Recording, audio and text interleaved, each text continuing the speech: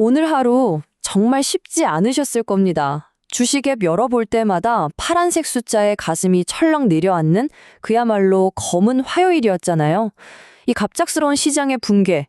오늘 이 시간에는요, 바로 그 충격의 한가운데로 들어가서 도대체 지금 무슨 일이 벌어지고 있는지 그 본질을 한번 파헤쳐 보겠습니다.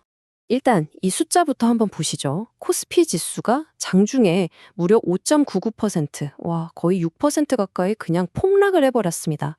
지난 연휴 동안 쌓이고 쌓였던 지정학적 불안감이 오늘 개장과 동시에 시장을 그냥 덮쳐버린 거죠. 이게 상황이 얼마나 심각했냐면 보시는 것처럼 사이드카가 발동됐어요. 이게 뭐냐면 시장이 너무 공포에 질려서 막 던지니까 이걸 일시적으로 멈추는 일종의 긴급 제동 장치거든요.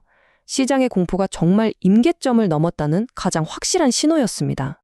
하지만 여러분, 이런 혼돈 속에서도 우리는 길을 찾아야 하잖아요. 그래서 오늘 분석은 바로 이 순서대로 한번 가보려고 합니다.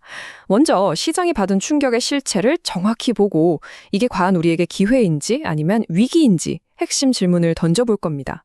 그리고 아주 팽팽하게 맞서는 양측의 논리, 강세론과 약세론을 깊이 파고든 다음에요. 마지막으로 앞으로 우리가 뭘 지켜봐야 할지 핵심 변수들을 딱 짚어드릴게요. 자, 그럼 첫 번째 섹션부터 시작해볼까요? 시장이 도대체 어떻게 이렇게까지 무너져 내렸는지 그 순간을 다시 한번 되짚어 보겠습니다. 네, 모든 일은 바로 이란 최고 지도자의 사망 소식에서 시작됐습니다. 이 소식이 딱 전해지자마자 글로벌 시장은 곧바로 불확실성이라는 공포에 휩싸였죠. 그리고 연휴를 마치고 문을 연 우리 증시, 그 충격을 정말 고스란히 받으면서 장중에 6% 가까이 폭락한 겁니다. 결국에는 패닉 매도를 막기 위한 사이드카까지 발동될 수밖에 없는 상황에 이른 거죠. 그리고 이 폭락의 중심에는 바로 외국인 투자자들이 있었습니다. 이 차트 보시면 연휴 직전에 역대 최대 규모인 7조 원을 팔아채웠던 외국인들이 오늘도 4조 원 넘게 주식을 내던졌습니다. 이게 벌써 9거래일 연속 매도세거든요. 이 엄청난 자금 이탈이 지수 급락을 이끈 주범이었던 셈입니다. 자, 이제부터가 진짜 중요합니다. 그냥 이런 일이 있었구나 하고 넘어가는 게 아니고요. 이 상황을 우리가 어떻게 해석해야 할지에 대한 문제로 들어가 보죠. 이건 모두가 도망쳐야 할 위기일까요? 아니면 소수만이 잡을 수 있는 엄청난 기회일까요? 한 분석 보고서에 나온 이 질문이야말로 지금 현재 시장의 핵심 딜레마를 정말 정확하게 꿰뚫고 있는 것 같아요. 모두가 공포에 떨면서 주식을 팔고 있는데 왜 누군가는 오히려 지갑을 열 준비를 하고 있는 걸까요? 이 질문에 답하기 위해서 먼저 긍정적인 시각부터 한번 살펴보겠습니다. 바로 강세론입니다. 지금 이 위기가 사실은 거대한 부의 재편을 가져올 기회다 이런 주장인데요. 이들은 지금의 공포가 끝이 아니라 오히려 새로운 시작을 알리는 신호탄이라고 보고 있는 거죠. 이 주장의 핵심 논리는 바로 이겁니다. 주식시장이 가장 무서워하는 건 나쁜 소식 그 자체가 아니라는 거예요. 진짜 무서운 건 앞으로 무슨 일이 일어날지 모르는 불확실성이라는 거죠. 그런데 이제 최고 지도자의 사망은 혹시나가 아니라 확정된 사실이 됐잖아요. 그러니까 시장은 최악의 불확실성이 거쳤다고 보고 이제 전쟁 이후에 재건 시나리오를 계산하기 시작했다는 겁니다. 그래서 구체적으로 세 가지 분야를 딱 주목합니다. 첫째, 이번 사태로 한국의 정밀 타격 능력이 부각되면서 K방산주가 다시 주목받을 거라는 전망. 둘째, 파괴된 도시를 다시 세우려면 굴착기나 변압기 같은 중장비, 전력 인프라가 당연히 필요하겠죠. 관련 기업들이 수혜를 볼 거라는 분석이고요. 그리고 마지막으로 1,460원을 넘어선 이 원화 약세가 삼성전자나 하이닉스 같은 반도체 수출 대기업에게는 오히려 엄청난 가격 경쟁력을 안겨준다는 논리입니다. 하지만 당연히 반대편의 목소리도 만만치 않습니다. 다수의 전문가들이 우려하는 약세론, 그러니까 공포는 이제 시작이라는 비관적인 시나리오죠. 약세론자들은 이 리스크의 연쇄 반응, 그러니까 도미노 효과를 경고합니다. 만약에 분쟁이 짧게 안 끝나고 길어진다. 그럼 유가는 배럴당 80달러, 90달러 선에서 계속 머물겠죠?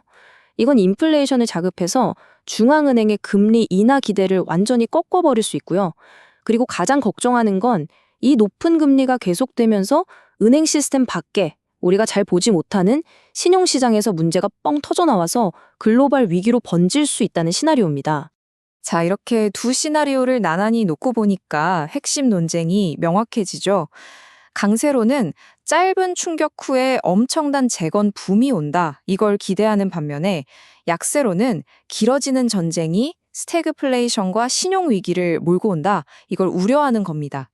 완전히 다른 두 미래가 지금 정면으로 충돌이 하고 있는 거죠.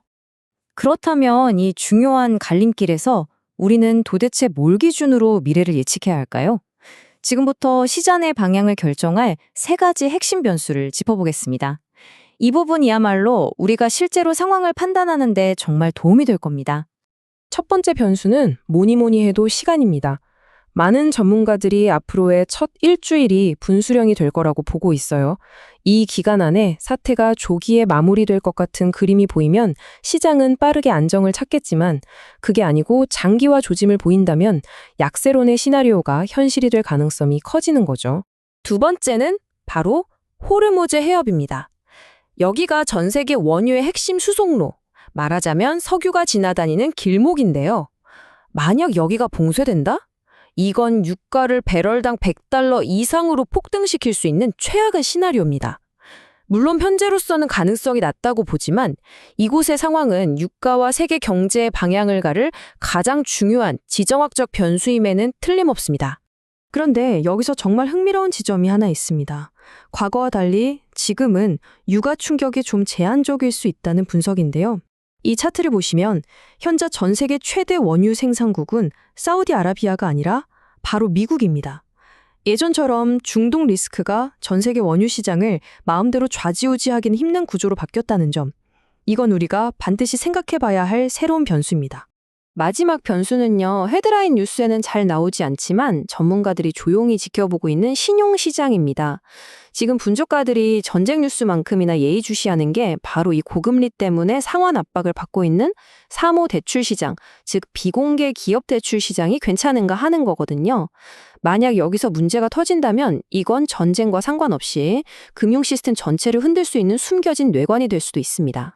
오늘 우리는 시장 붕괴의 원인부터 극단적으로 엇갈리는 두 가지 전망, 그리고 미래를 결정할 핵심 변수까지 모두 짚어봤습니다. 결국 우리에게 이 질문이 남는 것 같습니다. 오늘과 같은 공포의 순간에 당신은 모두와 함께 도망가는 군중의 일부가 될 것인가? 아니면 그들이 던지는 매물을 낚아채는 기회의 어부가 될 것인가? 판단은 이제 각자의 몫입니다.